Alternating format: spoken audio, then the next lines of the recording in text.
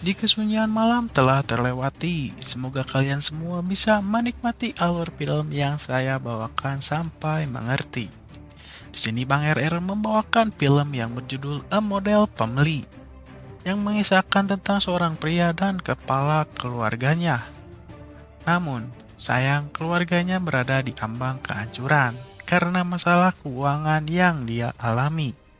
Tidak hanya masalah keuangan yang dialami di rumah tangganya, dia pun terseret konflik yang membawa dirinya bertarung melawan bos mandar narkoboy.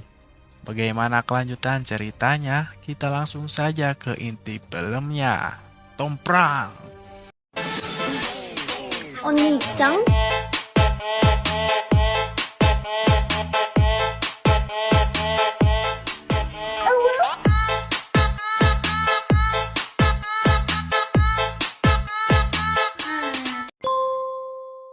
Film diawali dengan seorang pria yang bernama Dongha.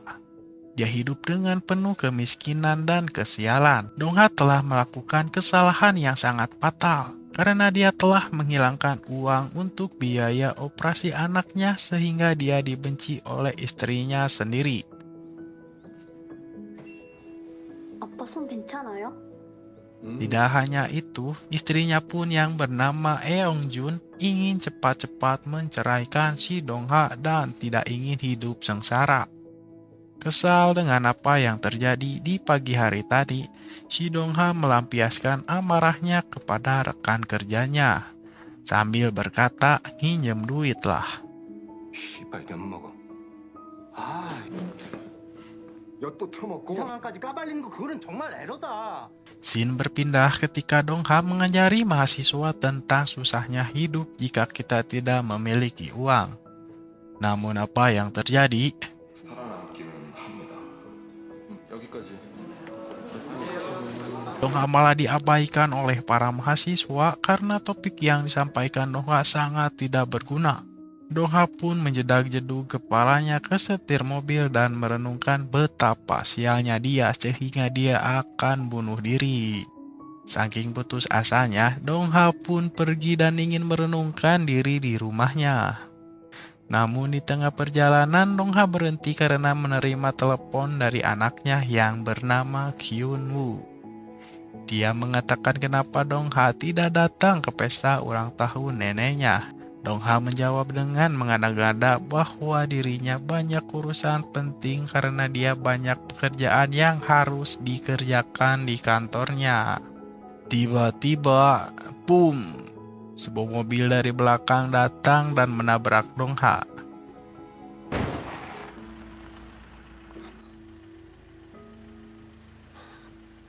Dengan rasa penasaran, Dongha pun menghampiri mobil tersebut. Tapi sebuah hal yang tidak terduga, naasnya di sana dua orang telah meninggal dunia. Dengan wajah yang paniknya, Dongha mengambil handphonenya dan bergegas memanggil polisi.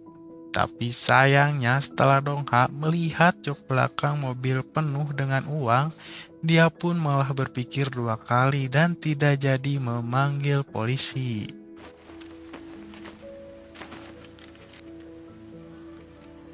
Dia memanfaatkan tragedi yang tak terduga itu dan mengeksekusi uang tersebut dengan sangat terburu-buru. Saking asiknya dengan apa yang Dongha lakukan, dia pun melihat sebuah mobil yang melaju dari belakang ke arahnya.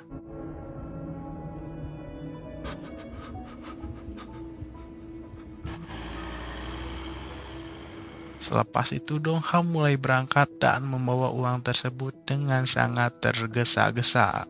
Setelah itu Dongha pun berhenti di dekat rumahnya dan bergegas pergi menuju mayat dua orang tadi.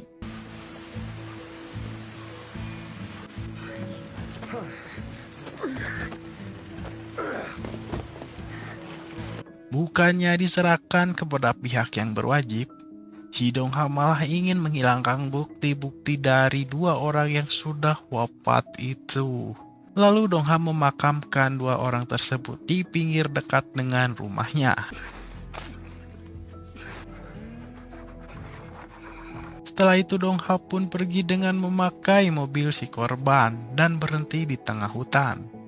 Setelah sampai, si Dongha bergegas untuk membuang semua barang bukti itu ke sungai dan meninggalkan mobil itu di sana.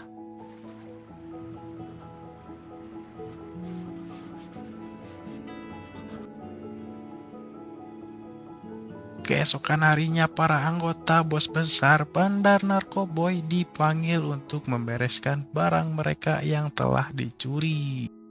Seorang panutan yang bernama Kwang Chul akan bertanggung jawab dan menyelidiki siapa orang yang telah mencuri uang dan akan membunuhnya. 골랐어야지 새끼야.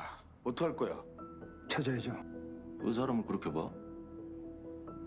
너, 나, 우리 다. Tidak lama dari itu, Kwang Chul dan anggotanya bergegas pergi untuk mencari orang yang telah membawa uang tersebut. Shin berpindah kepada inspektur yang sedang memata-matai sebuah mobil yang ditinggalkan oleh Dongha di tepi sungai. Ternyata mobil itu adalah mobil kurir untuk transaksi narkoboy. Tepat di sana, Kwang Chul pun dan rekannya datang untuk memeriksa mobil tersebut. 아닙니까? 나연이 저 회사에 갖다 놓고 나중에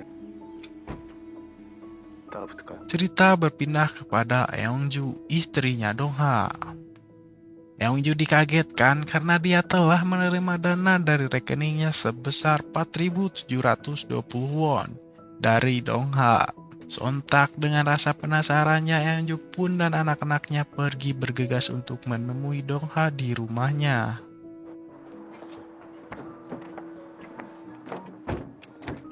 할머니 할아버지한테 전화라. Sesampai Eonju di rumah, dia menanyakan tentang uang yang dia dapatkan sebesar itu. Kalau tidak bisa menjelaskan, Eonju akan menceraikan si Dongha. Tetapi dengan 1000 alasan, Dongha menjawab bahwa uang itu adalah hasil investasi dia dengan rekan kerjanya dan akan bisa memenuhi kebutuhan keluarganya setiap hari. 은주야, 이번 진짜 이제 내 집에 더 신경 쓸게.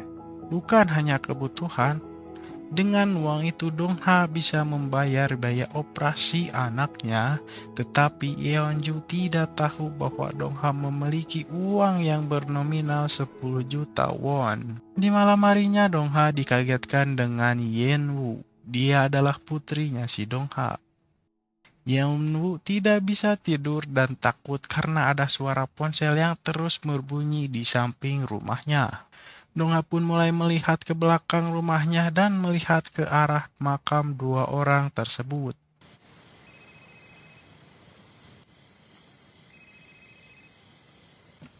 Dengan sangat paniknya, Dongha pun mulai mencari tahu tentang pelacakan sebuah ponsel. Ternyata, hasilnya jika ponsel itu berbunyi dan masih nyala, maka lokasi masih bisa dilacak oleh polisi.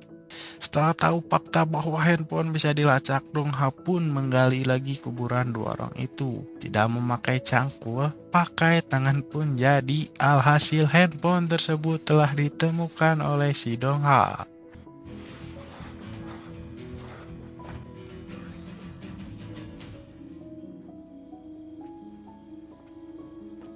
Kemudian Dongha mulai bergegas pergi untuk membuang handphone tersebut. Di tengah perjalanan yang sangat terburu-buru, Dongha berpapasan dengan Kwang Chul dan rekannya. Tiba-tiba handphone tersebut menerima telepon dari Kang Eonju.